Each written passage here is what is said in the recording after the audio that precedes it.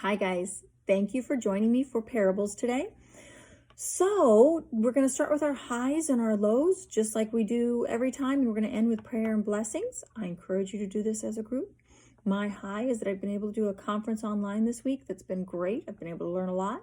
And my low is probably that my daughter and her boyfriend are going to be leaving in about a week and a half to head back to their lives in Ohio with school and work, and I will miss them.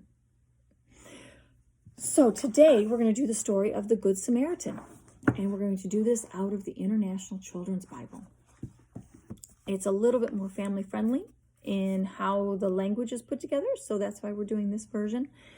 And there are a couple things in this story that in this day and age we don't really realize that they did know in Jesus's time.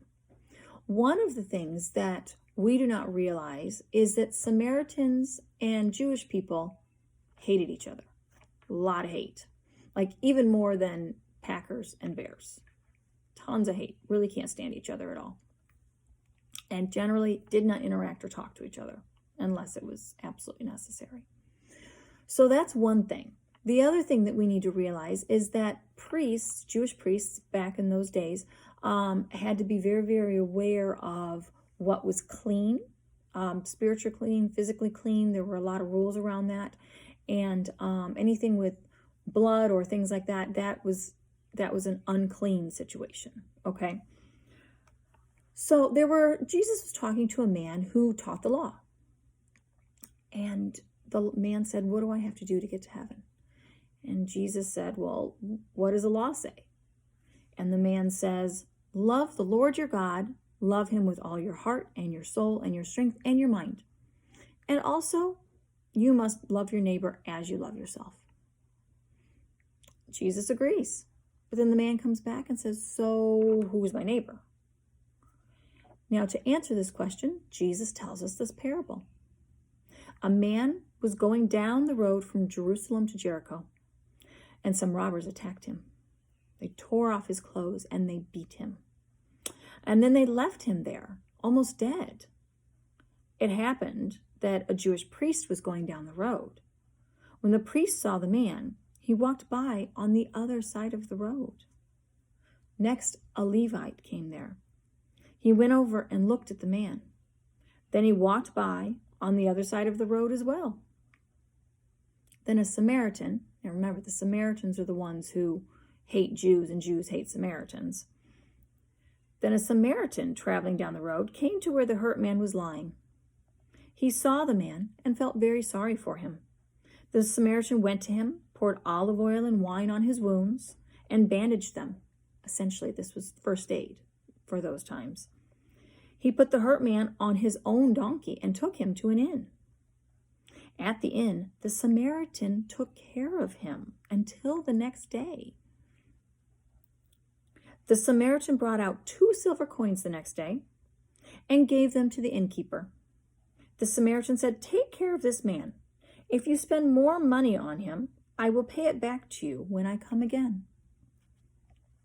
So the Samaritan not only stopped and helped the man and bandaged his wounds, touching him, an unclean man, right? Or in somebody that he hated, but he then put him on his donkey, which would be the same as us putting a very sick person or a very hurt person in our car, took him to an inn and took care of him for a whole day, and then left money to continue to take care of his needs if he needed it. So then Jesus asked the man of the law, out of the 3, who do you think was the neighbor? And Jesus and the teacher of the law answered, the one who helped him. So basically, what Jesus is saying in this parable is that we are supposed to love our neighbor. But our neighbors are everybody, even our enemies, even the people we don't like. This is a pretty tough thing to do, isn't it? So if there's somebody at school or at work who you absolutely cannot stand being with, but you have to be with them on a regular basis, you're not only supposed to tolerate them and work with them, you're supposed to love them. That's a pretty hard thing to do. That's a really hard thing to do. Sometimes we don't want to do that at all. But there's a couple things we can do to help us through that. You can go through, and when you say your prayers, you can talk about the different gifts or the different things that you really like about that person.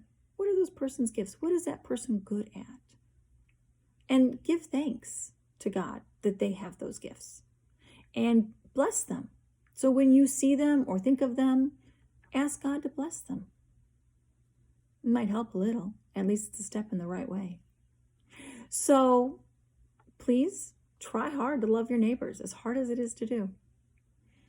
And if you fail, just try again the next time. So let's end with our prayers and our blessings. Dear God, I pray that everybody is able to love their neighbors, especially in this time where so many people are filled with fear and are frightened of people, that I pray that people are able to say blessings and see good in people. Amen. Blessings to you. Kids bless your parents. Parents bless your kids. I'll see you later.